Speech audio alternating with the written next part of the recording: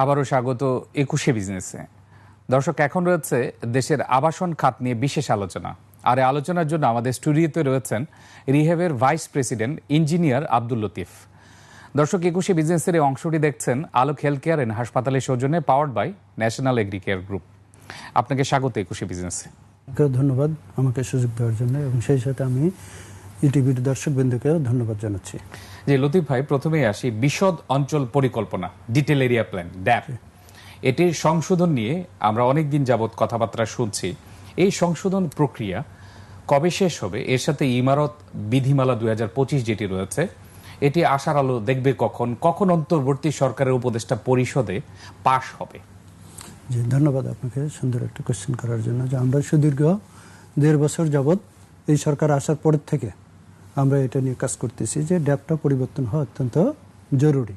কারণ এখানে কিছু বিষয় আছে যে যার এফেক্টে রিয়েল এস্টেট ব্যবসা স্থবির হয়ে গেছে। ফ্ল্যাট ফ্লোর জোনগুলো ভরাট হয়ে যাচ্ছে। তারপরে ধরেন শহরের নগরীর রাস্তাঘাট প্রশস্ত হচ্ছে না, সিটি বাসযোগ্যতা হারাচ্ছে।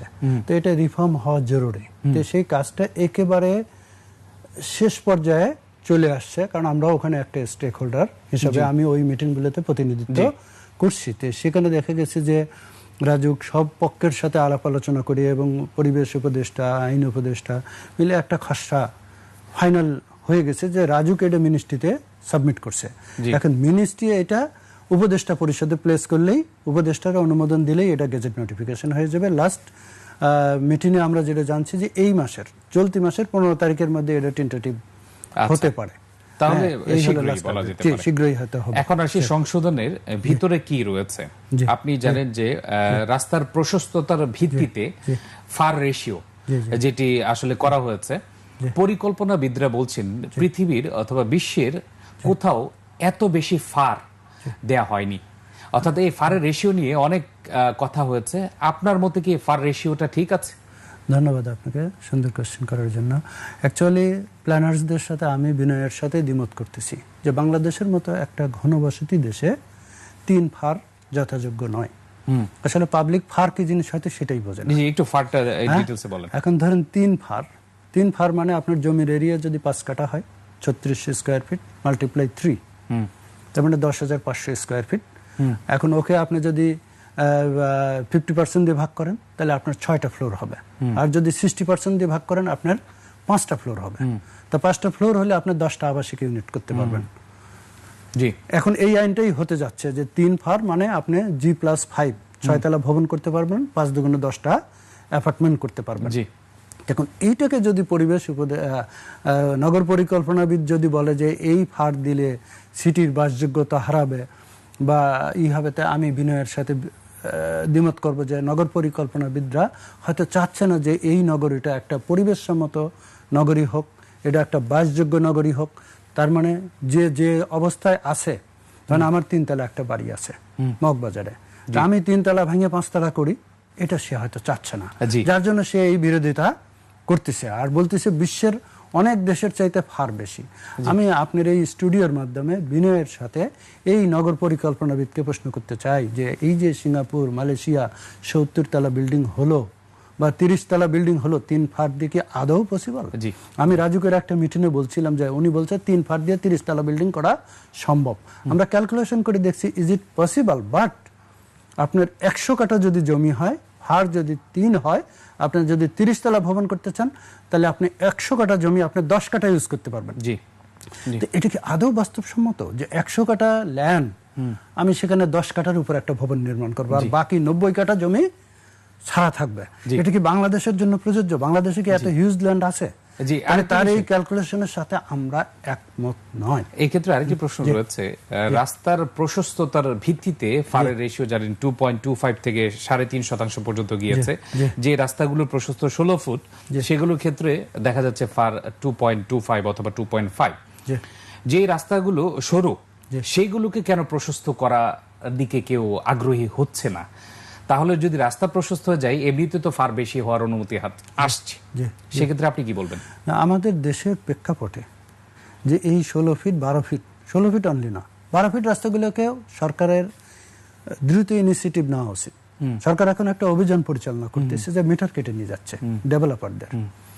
আমি মনে করি যে এই অভিযান পরিচালনা না করিয়া নগরীর যে 12 ফিট 16 ফিটের রাস্তাগুলি আছে এগুলোকে 20 ফিট করার জন্য অভিযান পরিচালনা করা, তাতে যদি একটা ডিজাস্টার হয় বহু লোকের জীবন বাঁচবে। আর এই যে মিটার কেটে নিয়ে যাচ্ছে, দেখেন এই মিটারের সাথে কত লোক ইনভলভ, যে একজন ব্যবসায়িক সে সেখানে হয়তো একটা প্রজেক্ট নিয়েছে 10 কোটি টাকা বিনিয়োগ করছে, তার সাথে হয়তো ওই প্রজেক্টে 20 জন লোক কাজ করতেছে, 20টা পরিবার ইনভলভ আছে, যে লোকগুলো ফ্ল্যাট কিনছে তারা জড়িত আছে, যারা জমি দিয়েছে সে জড়িত আছে। তো একটা প্রজেক্টের মিটার কেটে নিয়ে যাওয়া মানে এতগুলো লোক এফেক্টেড হচ্ছে, কোটি কোটি টাকা নষ্ট হচ্ছে, ব্যাকওয়ার্ড লিঙ্কেজের ব্যবসা থেমে যাচ্ছে যে সে রড সিমেন্ট কিনতে পারতেছে না। ব্যবসায়িকদের উপর এ ধরনের জুলুম চালানো, এটা যদি করতেই হয় আমার কথা যে 6 মাস আগে অ্যাটলিস্ট নোটিশ করা যে ভাই যার যা ব্যত্যয় আছে 6 মাস সময় দিলাম আপনারা সংশোধন করেন, যদি এই 6 মাস পরে আমরা অভিযান চালাবো, যদি আপনার বিল্ডিং এ ব্যত্যয় পাই তাহলে কিন্তু আমরা মিটার কেটে নিয়ে অবশ্যই। কিন্তু এই ধরনের একটা পাবলিক অ্যানাউন্স না দিয়ে বা কোনো নোটিশ না দিয়ে এই যে মিটার নিয়ে যাচ্ছে, এতে পক্ষান্তরে আবাসন ব্যবসা ব্যাকওয়ার্ডের দিকে যাচ্ছে, পাবলিক লিটিগেশন বাড়তেছে। তা আমি এই আপনাদের প্রোগ্রামের মাধ্যমে আমি রিকোয়েস্ট করব যে প্লিজ এটা বাদ দিয়ে আপনার রাস্তা প্রশস্ত করার। জি, এবং আমরা এখন আসতে যাই আবাসন খাতে। আপনি যেটা বললেন যে আবাসন খাতে কিছুটা মন্দা চলছে, আপনি যেটা রাস্তা প্রশস্তের সাথে কি যেন বলছিলেন প্রশ্নটা? জি, রাস্তা প্রশস্ত আমি বলছিলাম যে সরু যে রাস্তাগুলো রয়েছে সেগুলো প্রশস্ত করার জন্য যথাযথ কর্তৃপক্ষ কেন পদক্ষেপ দিচ্ছে? এই জায়গায় আমরা প্ল্যানার্সদের সাথে দ্বিমত যে ড্যাবের মূল স্পিরিটই ছিল যে এই 16 ফিট বা 12 ফিট রাস্তাগুলো, দ্যাট মিনস অপরিকল্পিত নগরীকে আমরা পরিকল্পিত করব, এটাই আমাদের চ্যালেঞ্জ ছিল। অ্যাজ এ ইঞ্জিনিয়ার হিসাবে, অ্যাজ এ পেশাজীবী হিসাবে আমরাও এটাকে এনকারেজ করতেছিলাম যে হ্যাঁ এরকম একটা প্ল্যান আসুক, আমরা ওয়েলকাম জানাচ্ছিলাম যে একটা মাস্টার প্ল্যান আসুক, সিটির বা নগরীর যে রাস্তাগুলি আছে সব ইন অর্ডার হবে, সবাই জায়গা ছেড়ে দিয়ে পরিবেশ সম্মত ভবন করবে। কিন্তু সেই জায়গায় দেখতেছি প্ল্যানার্সরা সূক্ষ্মভাবে এই 12 ফিট এবং 16 ফিট রাস্তাকে এসকেপ করে যেতে চাচ্ছে, যে এই জায়গায় যাতে ডেভেলপ। আপনাকে 2.5 ফাট দেওয়া মানে কি, যে আপনি 4 তলা ভবন করতে পারবেন, আপনার এক্সিস্টিং আছে 3 তলা, তো আপনি 3 তলা ভেঙে তো 4 তলা করতে চাইবেন না। তার মানে আপনি যে অপরিকল্পিত অস্বাস্থ্যকর পরিবেশে আছে ওই অবস্থায় আপনাকে রেখে দেওয়ার সূক্ষ্ম পরিকল্পনা এই ড্যাবে করা হচ্ছে। এই জায়গায় প্ল্যানার্সদের সাথে, পরিকল্পনাবিদদের সাথে আমি বিনয়ের সাথে, কিন্তু সবাই একমত হতে পারছে না। কিন্তু এই দেশের যে জনগণ, এই দেশের যত জনগণ, সেই বিবেচনায় এখানে ন্যূনতম ভারী হওয়া উচিত ওই 12 ফিটেও 3.5, এবং তাদেরকে প্রণোদনা দেওয়া উচিত যে ভাই তুমি 6 তলা ভবন করো, 50% জায়গা ছেড়ে দিয়ে করো, পরিবেশ সম্মত করো, সিটিটা স্মার্ট সিটি হোক। যে আমি যে মহল্লায় ঢুকবো, আমার একজন বিদেশি এসে যে মহল্লায় ঢুকবে সেই মহল্লা দেখেই বলবে যে বাংলাদেশ অনেক স্মার্ট হয়ে গেছে। জি, আপনার সাথে আমরা একমত। এই ক্ষেত্রে আপনি জানেন পত্রিকায় একটি নিউজ এসেছে আজকে 12-16 ফিটের ক্ষেত্রেও কিন্তু ফার অনেক কম ধরা হয়েছে। আমরা আশা করি যে পরিকল্পনাবিদ, রাজুক সহ সবাই এটি অবশ্যই খতিয়ে দেখবেন। আপনি যেটি বলছেন যে 12-16 ফিট হওয়া সত্ত্বেও ফার যেন 3-3.5, মানে মানুষকে এনকারেজ করা, ফার বাড়ায় দেওয়া মানে এনকারেজ। বুঝতে পেরেছি, আমরা বুঝতে পেরেছি। এখন আমার প্রশ্ন হচ্ছে যে আপনি যেটা বলছিলেন গত আসলে ড্যাপের পর থেকে 2022 সালের পর থেকে কিন্তু মানে রিয়েল এস্টেটের অবস্থা কিছুটা নাজুক হাল রয়েছে। সংযোগ শিল্পগুলোর কি অবস্থা রয়েছে? সংযোগ শিল্পগুলো আসলে তো রিয়েল এস্টেট ব্যবসা একটা আরেকটার সাথে লিঙ্ক আপ। তা আমরা রিয়েল এস্টেট ব্যবসায়িক যদি আমরা ঠিকমতো আমাদের গতি যদি মন্তর হয়ে যায়, তাহলে ব্যাকওয়ার্ড লিঙ্কের যারা আছে তাদেরও হবে। This is reality. যে আমরা ডেভেলপাররা যেহেতু ভালো নেই, 22 সালের পরের থেকে আমরা অনেক প্রজেক্ট করি, বাট ঢাকার ভিতরে একটি প্রজেক্টও সাইন করতে পারিনি। কিছু প্রজেক্ট সাইন করছি এই বিগত 3 বছরে, সেটা হলো বসুন্ধরায় বা জলসিঁড়িতে বা উত্তরা 3rd ফেজে, এইসব জায়গায়। সব জায়গায় ফার কম। আপনি 4 তলা বাড়ি আপনি দিবেন, 2 ফারে দিবেন, 2.5 ফারে দিবেন।